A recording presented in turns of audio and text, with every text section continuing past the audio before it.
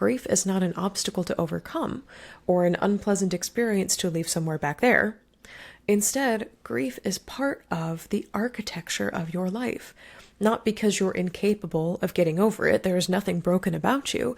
It's because everything about your life after is built upon those precious foundations of your life before.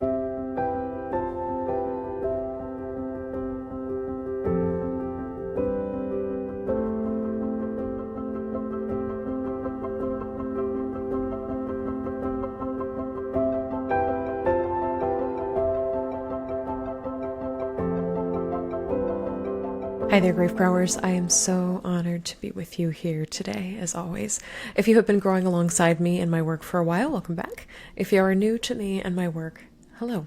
My name is Shelby Forsythia. I am a grief coach, two-time author, and the founder of Life After Loss Academy, which has helped dozens of grieving people stop feeling lost, stuck, heartbroken, and overwhelmed, and start building lives they genuinely love from the lives that loss forced them to live. This includes, of course, not only death-related losses, because that is not the only loss we face as humans, but also losses like divorce and breakup, major diagnosis, and any other loss that changes your life. Here on Grief Grower, we believe that grief is not just something to get over, and we're going to talk about that more today. Grief is something that we grow with and alongside, and that when we stop treating grief less like a problem to be solved and more like an invitation to live more deeply, we get to create meaningful lives that are rich and folded in and integrated with the memories that we carry, the struggles that we have survived, and the preciousness, that the hard-won preciousness of what it is to be alive right here and right now. Today we have arrived at the final module of Life After Loss Academy. For the past 5 episodes or so, we've been doing sort of a tour de France of my 5-step grief method framework, GRIEF. It cheekily, yes, spells grief. And we have arrived at F, which stands for foster, fostering a lifetime relationship or a lifetime partnership, however you'd like to phrase it, with grief. And I want to open up this podcast episode by responding to this question that I received from a Grief Grower listener. She writes, "Hi Shelby, my husband died 18 months ago and I thought I'd be further along by now. Everyone keeps telling me to move on and rebuild. Sometimes I even put pressure on myself to get my act together and figure out what my life is supposed to be now, but I don't know how. What does rebuilding even mean? I still feel like my husband is a part of everything I do. We were together for almost 20 years. I can't just forget him. Does rebuilding mean I have to get over him? Because I can't, and honestly, I don't want to. How on earth do I move forward when my grief for him feels so heavy?" And this question is, to me and my ears, a direct arrow pointing at so much of the shame and anxiety and uncertainty about the future that my clients and students feel. It's similar, very similar, to what I felt as well after my mom's sudden death from cancer in 2013. Simply put, it is awful living in the aftermath of loss and not knowing how to navigate it, how to move forward from it. You might feel like you should be further along by now, but you aren't sure what further along even means. That's like a phrase we toss around, but nobody can really define it. You might be looking around at other people who have faced loss and see their happy, healed lives, but aren't aware how you might make a happy and healed life for yourself, or if that's even something you want. A lot of grieving people say, "How dare I be happy?" because it means I'm forgetting. You might be getting pressure from friends and family to move on, heavy air quotes there, but you're not interested in moving on, especially if it means leaving your person or your loss somewhere, as we've talked about in previous episodes, somewhere back there. There's like an invisible back there where people are like, just get over it. And I'm like, okay, I guess I'll just put my losses over here then and somehow magically move forward as if that never happened. That's not real. I have been in this place, sitting in the wake of a devastating loss, and also asking to everyone and to no one all at the same time, how on earth am I supposed to come back from this? It is a question I get so many times in different forms. You might be asking, how do I rebuild after loss? What does rebuilding actually look like? Like this podcast listener, what does rebuilding actually mean? Is it possible to create a meaningful future without erasing my person or what happened, so leaving it in the mythical somewhere back there. And ultimately, people don't necessarily phrase it this way, but this is at the heart of what they're getting at. How can I live a good life after devastating loss, whatever a good life means to you? And so I want to get to that when we talk about what it means to foster a lifetime partnership with grief. So in this episode, I am going to talk about the foster module in Life After Loss Academy, which is where I teach grieving people to build a good life with grief. But I also want to overview why getting over it doesn't work and why the grief method is an alternative to society's direction to get over it. And then at the very end of this episode, I want to offer you like a very heartfelt letter. I'm going to read a letter back to this letter writer about what it's like to genuinely rebuild life after loss without faking a smile or leaving your loved ones somewhere in the past. So let's get into the problem with getting over it. In episode 15 of Grief Grower, I compared life after loss to living in the aftermath of a natural disaster. So I'm going to go with that metaphor for this episode. If you picture life after loss like a home, your home, that was suddenly destroyed, you don't pretend that the house never stood there. You don't ignore the pain of everything that you lost inside of its walls. You do not forget every memory that you made inside of this house. That's what getting over it demands that you do. Instead, you pause and regroup. You tend to your wounds, the urgent and the gradual. You reach out for and you receive support. And then brick by brick, you rebuild your life from the foundation up. When people in society say get over it, they are implying that rebuilding your life is as easy as just like hiking up your pants and stepping over your life before and instantly moving into a perfect, unblemished house down the street, as if that natural disaster, that devastating loss, never happened. But you know, and I know as grieving people, that life after loss doesn't work like that. You can't hike up your pants and step over your life before and instantly pop into a perfect, unblemished life after. You can't just leave the past in the past or just let it go, no matter what the people around you say or tell you to do.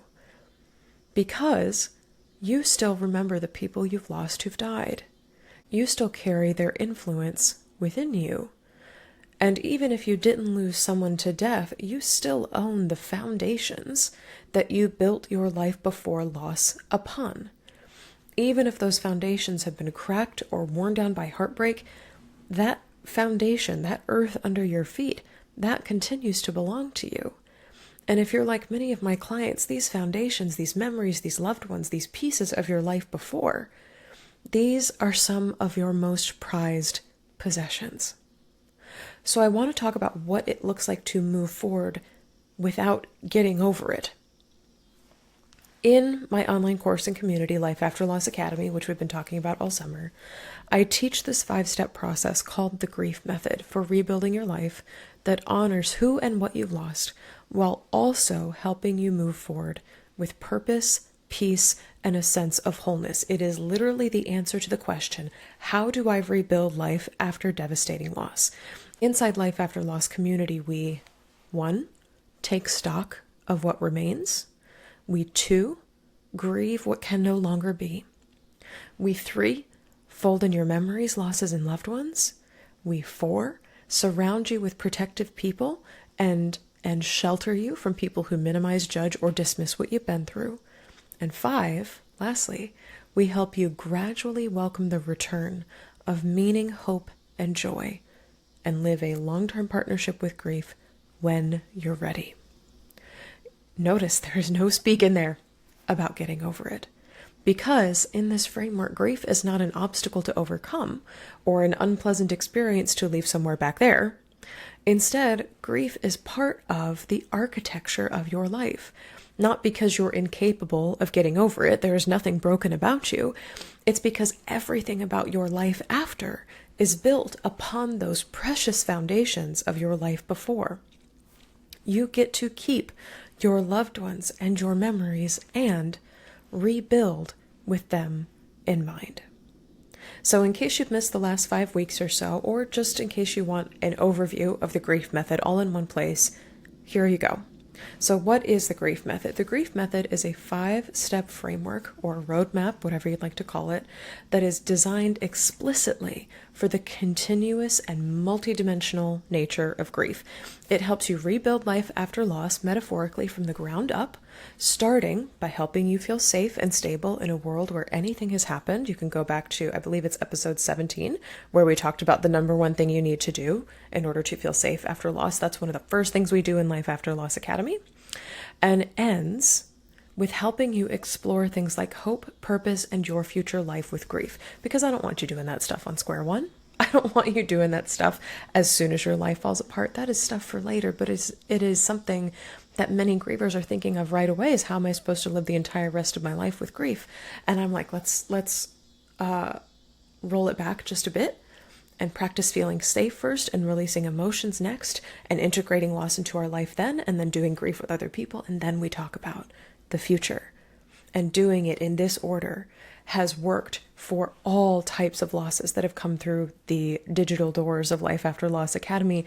And not only that, this framework is designed to be revisited many, many times throughout your life. Again, not because there's something wrong with you, but because we all inevitably will experience future losses or discover new information about old losses. And so you might need to come back and feel stabilized in the world when, say, a global pandemic hits. You might need to release difficult emotions when you're trying to do grief or establish boundaries with somebody. You might want to find new ways to fold losses into your life when you reach a new milestone, such as having children or moving to a new place or going on vacation. And you might wonder how to foster a lifetime with grief that includes peace and purpose and hope and joy at other segments of your life. So the materials in this course are not just a one-time thing to get through and say, all right, I've rebuilt life after loss. They are designed to help you build and keep building your life after loss and to ultimately construct an existence on this planet that honors you and honors your grief. So here's the grief method step by step. Module 1, ground. Create stability in chaos. Because grief can make you feel like the walls have crashed in around you, or that you have no ground to stand on. So in this first foundational module of Life After Loss Academy, I will teach you how to build a sense of emotional and physical safety, to design rituals that are gentle and regulate a nervous system that has been stressed out by loss, and to recognize what still remains. There's this myth we tell ourselves that I have lost everything. In reality, you've lost a lot, a hell of a lot. But it is not necessarily everything. And so recognizing what still remains, what foundations are you standing on? For many grieving people, their love. For many grieving people, it's, yes, my person died. I'm still living at the same address. I still have the same job. What truths still exist for you? What little do you still have to hold on to, because those become your stepping stones forward? This module, this first bit of Life After Loss Academy, is not just about fluffy mindfulness tricks. This is about anchoring and restabilizing you amidst the disorientation of life after loss, and it is a vital first step in rebuilding. The next thing that we do is release. Number 2, module 2, release, to make room for all of your emotions in life after loss, because grief is weird. Grief is messy. It also, for a lot of people, including myself, kind of ratchets you up to this emotional spectrum that you have never felt before in your life. I was feeling in major, major ways, and I was like, I'm going crazy because I'm feeling so much. That was a story I was telling myself after my mother's death, because most of us were never taught how to feel big or quote-unquote negative feelings, such as despair or anger, in healthy, productive, or shame-free ways that didn't just encourage us to bottle it up or shut it down. So in the release module, you'll learn how to identify and express big, griefy emotions, so things like rage, fear, guilt, longing, despair.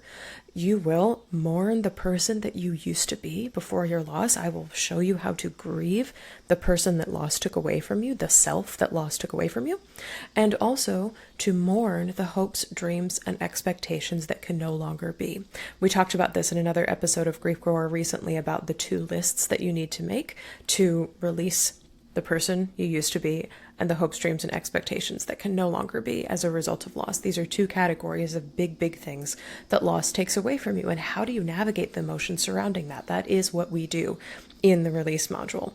And the goal of this module is not to magically let go of your emotions so that you're never sad or feel bad again.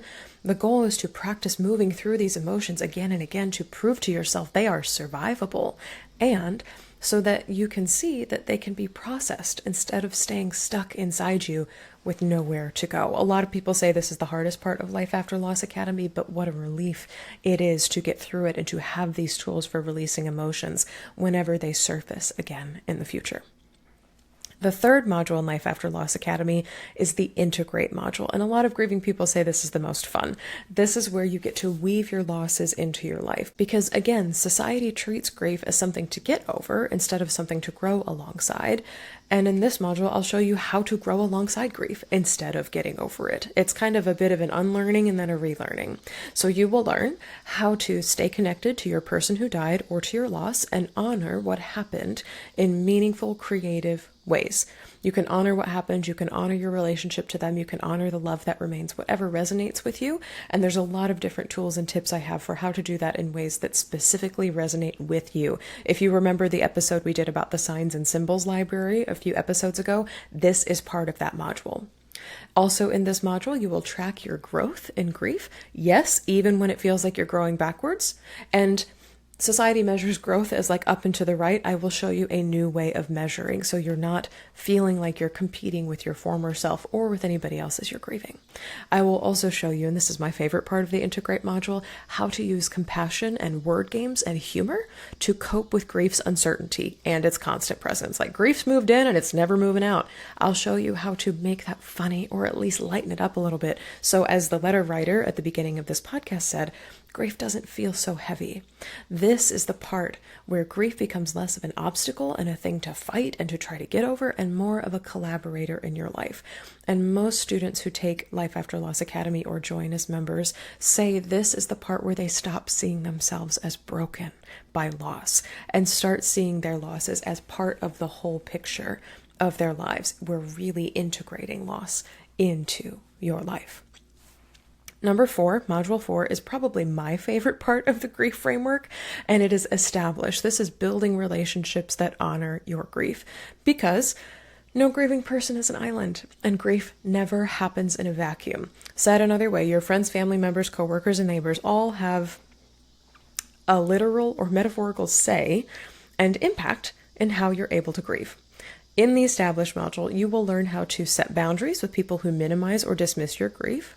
You will also learn how to ask for what you need at work, at home, and with friends, and I'll give you very specific language and scripts for doing that.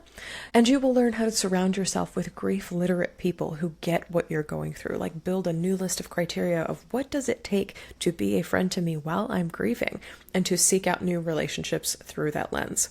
Because rebuilding after loss, putting this metaphorical house back together after a storm, includes receiving support. And this section of Life After Loss Academy is all about figuring out how to do grief with other people. Finally, let's talk about 5, the foster module. This is where we cultivate a long-term relationship with grief. The most common thing my students say they want to experience after loss, it's a handful of things: peace, purpose, hope, joy. These 4 come up more often than anything else. To me, then, the ultimate goal of rebuilding is something that feels like a good life to students, clients, grievers that join Life After Loss Academy. And to them, a good life is one where their losses and loved ones are remembered, and where they get to feel the full spectrum of human emotions again, including peace, purpose, hope, and joy. In the foster module, I will show you how to reframe grief not as a tormentor or the thing that is keeping you stuck, but as a living being that you are in a lifetime relationship with.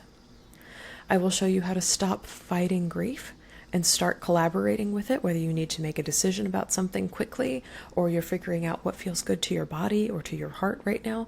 I'll show you how to see grief as that living thing that you can work alongside with and stop using your energy to shut it away or push it in the basement, as I often say, but instead to allow it to show up in every facet of your life and to honor its presence there. You will also learn how to experiment with finding meaning and purpose again. You don't have to decide what this all means right now or today, but I'll show you how to sort of try on meanings like clothes in a dressing room, if that's something that resonates with you right now, or experiment with, what is my purpose? What is this all for? Why am I here? These are very big questions that come up with grief, and I love helping you sort of parse out what feels like a right fit for you in this season.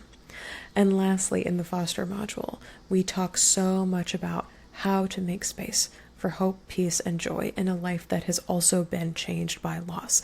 You can't unsee the impact of grief. You cannot undo what has been done, but you can also be on the lookout for hope, peace, joy, happiness, purpose in a life that has seen this level of loss. This last set of lessons, the foster module specifically, is the direct answer to the question I received from this podcast listener. This is the part in the grief method where you define what rebuilding means to you and construct a life, a future, that not only includes your losses, but also honors the fact that grief's presence is going to last. This is where you get to move forward as a full and complete version of yourself, one that has been, yes, impacted by loss, and yes, is also carrying loved ones and memories and compassion into the future. This is how you rebuild, not by leaving grief in the rubble of your old life and hiking up your pants and stepping over it and getting over it, but by allowing it to be part of the new life that you are assembling from what loss left behind. I want to leave you with this today, grief growers. The understanding that you can rebuild and honor your heart. Both things are possible to you. If you are anything like this podcast listener, lost or stuck in the aftermath of grief and wondering, how on earth do I rebuild? What does it mean to rebuild? This is what I can tell you from more than 12 years now grieving my mom and coaching grieving people since 2016. So think of this as a letter from my heart to yours. Rebuilding after loss is clunky, painful, and time-consuming. There will be days where you plop down on the literal or metaphorical ground in frustration because you feel like you do not have enough information or tools to keep going. And you are right to be frustrated. It is like building a house when you never worked in construction and never wanted to work in construction. On top of that, you have to live in the house that you're rebuilding every single day. Your house, your metaphorical house, aka life as you know it, is the only place you have to live. So you will set up shop in misery as best you can, all the while working very, very hard to make things feel a little bit less miserable bit by bit. There will be parts of your old house, your old life before that you will grieve. We talk about this in the release module. Metaphorical rooms you can no longer revisit, and literal dreams that were torn away by loss. You can remember these old versions of yourself and the hopeful futures that you once held. You can even memorialize them in your new home, in a picture frame, a cornerstone brick, a tile in the kitchen. But they are no longer the foundational bones of your house. There is a devastating and heartbreaking permanence in that, and a simultaneous sense of power and agency in how you choose to honor those parts of your life before going forward. There will be seasons when nothing feels done enough, and you will feel exposed to the elements. Maybe you're missing a roof for a while, or trying to rest in a house where wind is howling through the walls that have been framed but not yet filled in. Or maybe you just can't decide on a new fence just yet, so poorly boundaried friends and family members keep knocking on your door, insisting you do something about your grief, or telling you to look on the bright side. This is another frustrating yet normal thing about rebuilding, and it's okay to grieve that this kind of unfinishedness is part of your life right now too. There will probably also be a time, or many times, when it feels like your house will never be a place of peace, hope, or joy again. With grief present in every single bit of your rebuilding, it is normal to believe that grief's volume will crowd out any happy or positive experience, and for a while it certainly may. but gradually, with your intentional focus and attention, things like hope and peace will find their way back to you. This is really a lot of what we do in the foster module.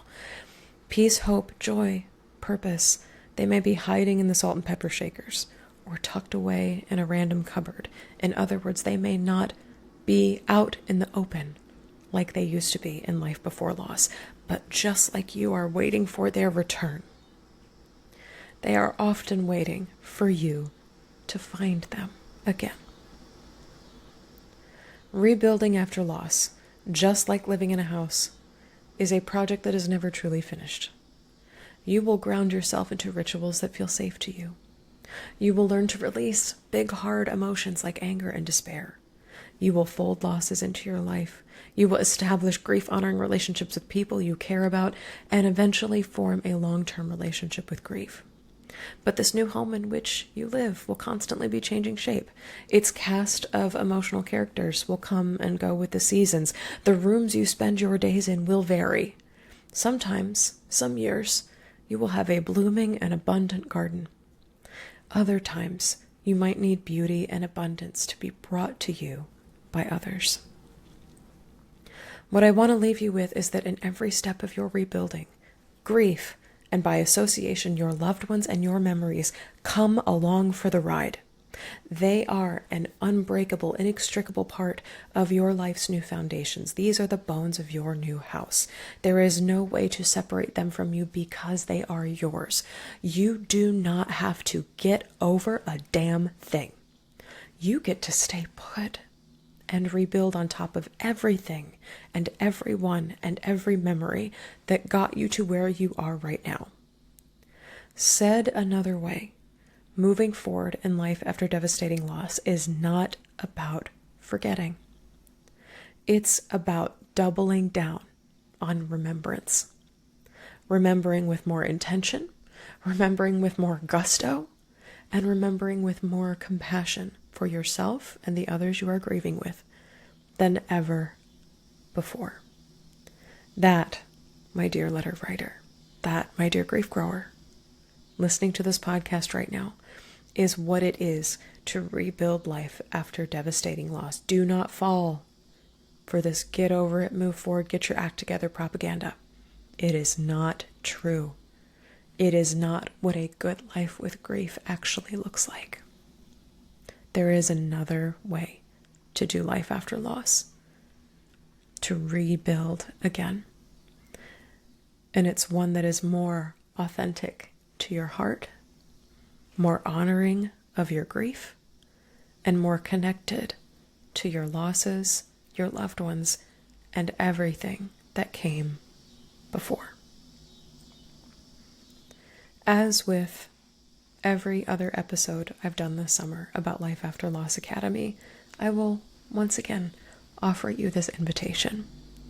If you are looking to rebuild your life after any sort of devastating loss, death, divorce, diagnosis, the 3Ds, and anything else under the sun, follow along with the Grief Method, GRIEF, and meet other grieving people who are rebuilding life after loss. Please join us in Life After Loss Academy. Inside, you will get the complete 5-step grief method with all of the tools and mini videos you can watch inside at your own pace. And I will answer your questions every single week during live coaching calls. If you can't make the calls, replays are available immediately after the call ends. And there's sliding scale pricing for Life After Loss Academy available if you're a marginalized or financially struggling griever. You can learn more and become a student at the link in the show notes. And of course, until August 31st, 2025, it is still free for 1 month to join with the code GRIEFGROWER, all one word. Again, you can find that link in the show notes.